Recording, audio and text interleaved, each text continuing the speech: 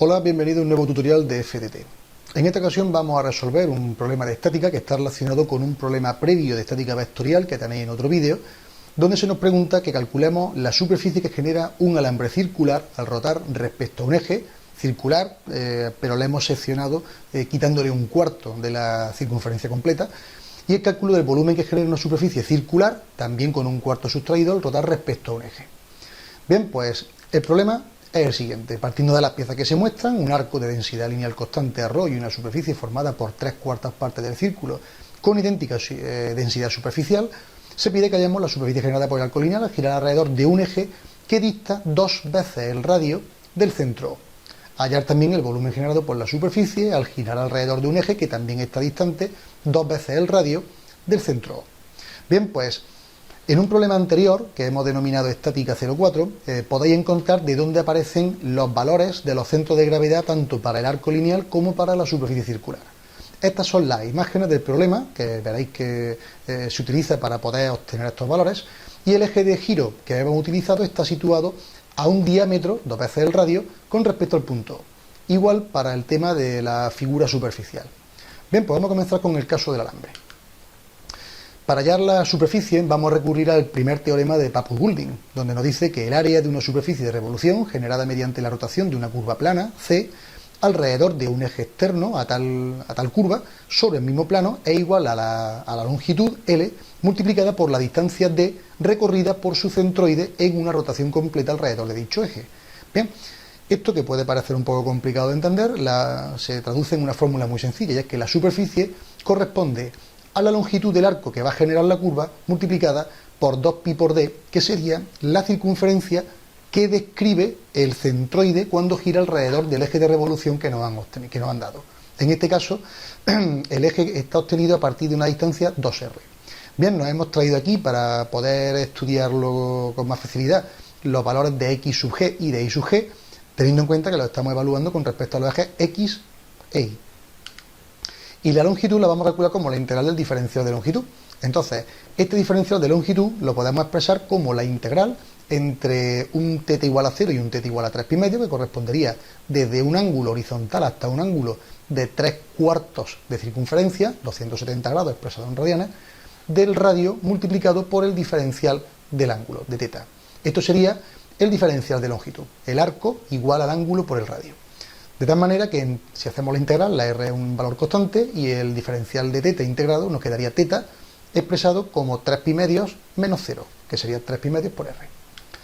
Si ahora calculamos la distancia d, esta distancia d es la distancia que separa el eje de giro del punto G.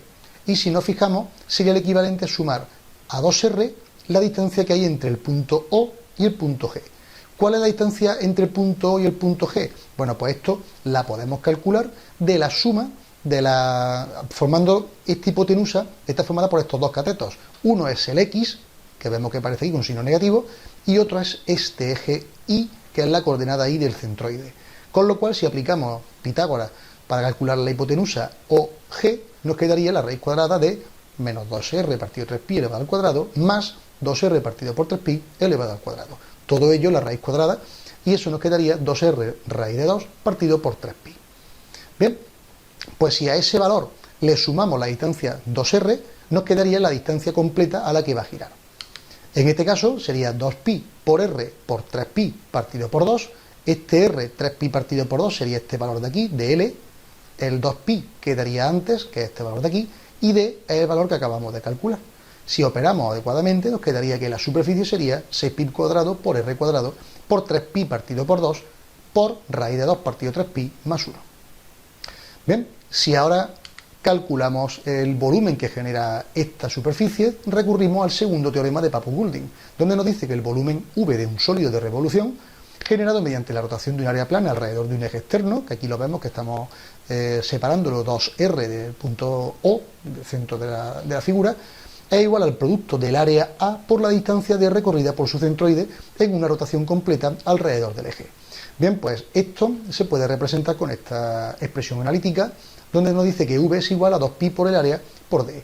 A será el área que estamos estudiando, los 3/4 de circunferencia, y 2pi por d sería la circunferencia que describe el centroide cuando gira alrededor del eje que nos han facilitado.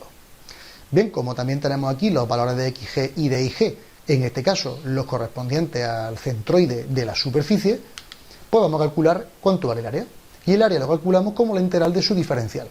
En este caso, ¿qué vamos a hacer? Bueno, pues vamos a calcular como una integral doble, porque al mismo tiempo que yo puedo generar un barrido de arco, por eso voy a evaluar una integral del diferencial de teta entre teta igual a 0 y teta igual a 3π, también puedo tener un desplazamiento conforme el avance del radio. En cualquier posición del radio y del ángulo voy a encontrar un punto de superficie, por lo tanto yo tengo que sumarlos y barrerlos todos. Entonces, con la integral interior lo que voy a barrer es simplemente un elemento angular en una distancia de un radio concreto, constante, y luego lo que voy a hacer es extenderlo a todo el radio, o viceversa, según cuál sea la integral que tome primero. En este caso vamos a resolver primero la del diferencial de R y luego internamente la del diferencial del ángulo. Bien, pues si evaluamos primero el R, como sería la integral de R, diferencial de R, sería R al cuadrado partido por 2, entre 0 y R mayúscula, y luego la integral del diferencial de teta, pues sería teta. Este teta puede barrerse desde un extremo inferior, teta igual a 0, hasta un extremo superior, teta igual a 3π, resultando de la operación 3π por R al cuadrado partido por 4. Si ahora calculamos la distancia a la que se encuentra el punto G del eje de giro, tendríamos que sumar a 2R la distancia OG. Esta distancia OG, análogamente al caso anterior, se obtiene de la hipotenusa del triángulo rectángulo formado por la X del centroide y la Y del centroide. Esa X y esa Y son estos dos valores que hemos calculado en un problema anterior y cuyo dato pues lo conocemos ahora como dato ya conocido para nuestras operaciones. Entonces, si estos valores los elevamos al cuadrado, los sumamos y le aplicamos la raíz cuadrada, nos quedaría menos 4R partido 9π elevado al cuadrado, más 4R partido 9π elevado al cuadrado de la raíz cuadrada, sería 4R raíz de 2 partido por 9π. A esto habrá que añadirle el valor 2R, que es la distancia que separa el centro de la figura del eje de giro, y sustituyendo los valores correspondientes en la expresión del volumen, nos quedaría 2π, que sería este 2π, el área, que sería 3π al cuadrado partido por 4, que es este valor, y la distancia D, que aparece dentro de este paréntesis. Haciendo las operaciones correspondientes nos quedaría 3π por R al cubo, paréntesis 2 raíz de 2 partido 9π más 1. Bien, pues hasta aquí este problema de estática vectorial, que espero que haya sido de tu interés, y recordarte que en la página principal fdet.es puedes encontrar este y otros muchos problemas de otras muchas categorías, totalmente resueltos, organizados para que te sea más fácil el estudio. Y aparte también encontrarás los enlaces a todas nuestras redes sociales y los canales de vídeo. Pues muchas gracias por tu atención y espero verte por aquí pronto.